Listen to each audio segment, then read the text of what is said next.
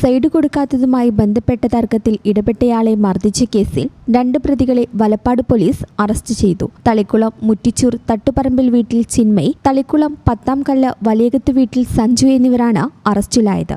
കോടതിയിൽ ഹാജരാക്കിയ പ്രതികളെ റിമാൻഡ് ചെയ്തു. മുറ്റിച്ചൂർ സ്വദേശി വന്നേരി വീട്ടിൽ സതീഷിനെയാണ് പ്രതികൾ കൈകൊണ്ടും ഇടിവള കൊണ്ടും ആക്രമിച്ച് പരിക്കേൽപ്പിച്ചത്. കഴിഞ്ഞ ദിവസം രാത്രി മുറ്റിച്ചൂർ വാട്ടർ കിയോസ്കിന് സമീപമായിരുന്നു സംഭവം. പ്രതികൾ സഞ്ചരിച്ചിരുന്ന കാറിന് ഒരു ബൈക്കുകാരൻ സൈഡ് നൽകാത്തതിനെ തുടർന്ന് തർക്കവും ഉന്തും തള്ളും ഉണ്ടായിരുന്നു. ഇത് കണ്ട് തടയാൻ ചെന്നപ്പോഴാണ് സതീഷിന് നേരെ ആക്രമണമുണ്ടായത്.